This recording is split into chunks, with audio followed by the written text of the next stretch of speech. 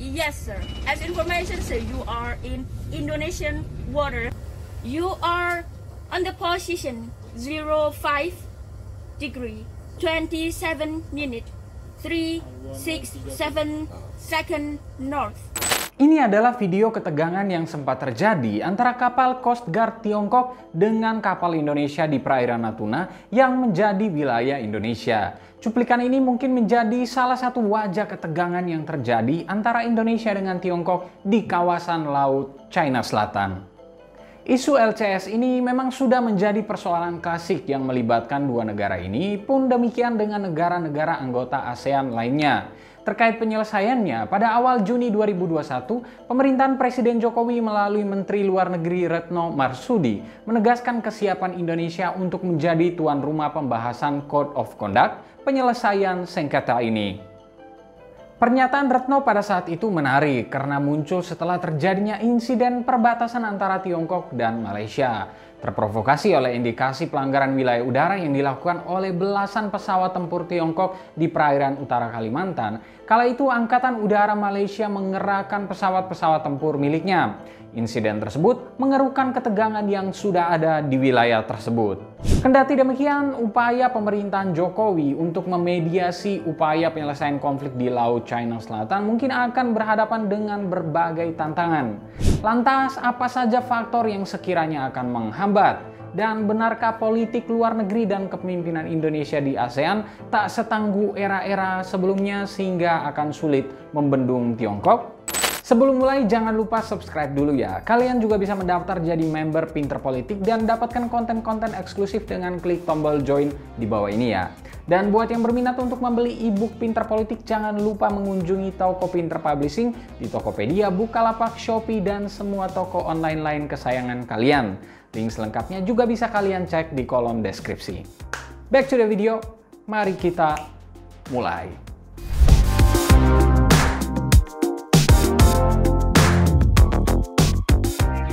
Sebagai negara terbesar di kawasan Asia Tenggara dan memiliki jumlah penduduk terbanyak, sudah semestinya Indonesia menjadi pemimpin alamiah ASEAN. Namun banyak pihak menilai yang terjadi saat ini justru sebaliknya. Banyak pihak mengatakan bahwa Indonesia justru menunjukkan ketidaksiapan, katakanlah saat berhadapan dengan negara seperti Tiongkok. Sudah menjadi rahasia umum, Indonesia punya kepentingan ekonomi dalam banyak kerjasama dengan Tiongkok, sehingga tumpang tindih dengan persoalan dispute wilayah.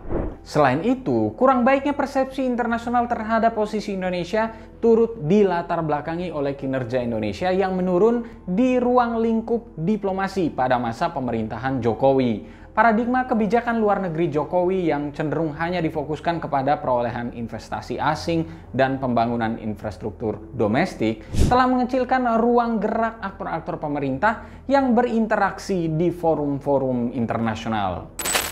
Ini merupakan keadaan yang berbeda dari masa-masa sebelumnya ketika katakanlah Presiden Susilo Bambang Yudhoyono atau SBY masih menjabat. Menurunnya intensitas Indonesia di ruang diplomasi, terutama di luar urusan pencarian investasi dan mitra pembangunan infrastruktur, juga disertai oleh mundurnya Presiden Jokowi dari proses pembentukan kebijakan luar negeri. Mantan peneliti Lowy Institute Aaron L. Connelly mengungkapkan bahwa urusan luar negeri pada masa kepresidenan SBY banyak ditentukan oleh presiden melalui staf kepresidennya sebelum akhirnya diserahkan kepada menteri yang bersangkutan. Sebaliknya, Jokowi memutuskan untuk menyerahkan perkara hubungan internasional kepada orang-orang yang dianggap ahli dan memberikan mereka otonomi yang cukup besar.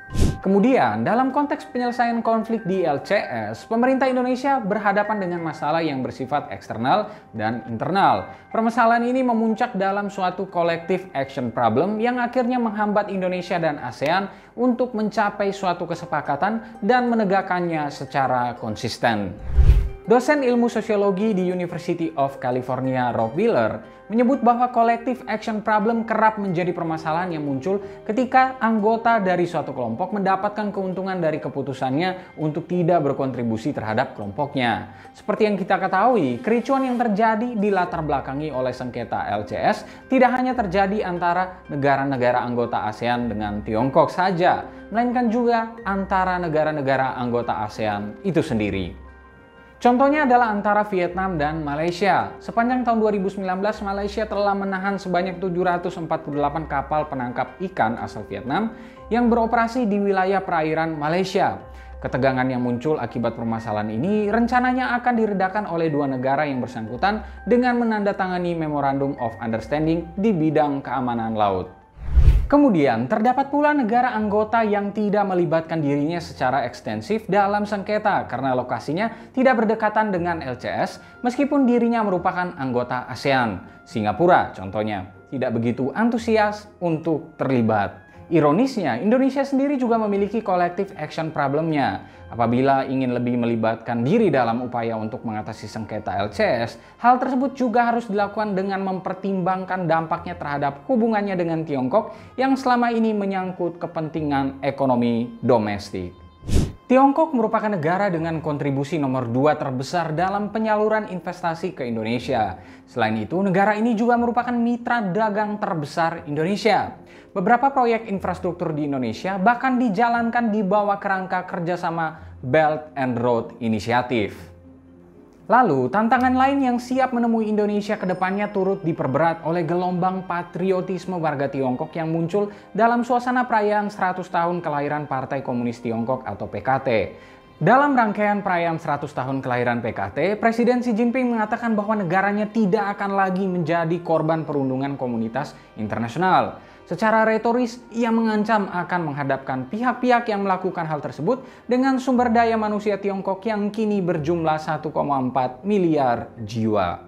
Benar seperti kata Xi, masyarakat internasional sebaiknya tidak meremehkan tekad yang dimiliki oleh warga Tiongkok atau setidaknya jajaran pimpinan PKT untuk mewujudkan cita-cita nasionalnya yang bercorak militeristis. Pada bulan April tahun ini, Tiongkok meresmikan 3 kapal perang baru dalam satu hari yang sama. Kapal-kapal itu terdiri dari 1 kapal selam, 1 kapal serbu amfibi, dan 1 kapal perusak, masing-masing menambah kekuatan armada laut yang saat ini meresahkan banyak negara yang memiliki taruhan di LCS. Penambahan tersebut tentu meresahkan bagi negara-negara ASEAN dan kekuatan-kekuatan regional lainnya seperti Australia. Apalagi kapal induk terbaru Tiongkok rencananya sudah siap berlayar pada tahun 2022. Kapal yang diberi nama tipe 003 tersebut akan lebih besar dari pendahulunya Liaoning dan Shandong. Faktor-faktor menguatnya Tiongkok dan persoalan-persoalan yang terjadi pada negara-negara ASEAN ini pada akhirnya akan menghambat posisi negara-negara ini dalam penyelesaian konflik di LCS. Indonesia sendiri dengan kebijakan politik luar negeri yang ada saat ini dianggap akan kesulitan ketika berhadapan dengan negara tersebut di waktu-waktu yang akan datang. Maka tak heran jika banyak pihak mengkritisi lemahnya kepemimpinan Indonesia di ASEAN saat ini. Nah, lalu bagaimana menurut kalian? Setujukah kalian kalau politik luar negeri Indonesia di kawasan saat ini lebih lemah dibandingkan periode-periode sebelumnya? Berikan pendapatmu. Terima kasih telah menyaksikan video ini. Ini adalah Horizon yang berangkat dari tulisan in-depth di pinterpolitik.com. Jika kalian punya saran atau masukan untuk konten-konten selanjutnya, jangan lupa untuk tinggalkan di kolom komentar di bawah ini. Jangan lupa juga untuk like, subscribe, dan nyalakan lonceng notifikasinya, serta ikuti terus pinterpolitik.com untuk dapatkan informasi seputar fenomena politik di Indonesia. Bye-bye.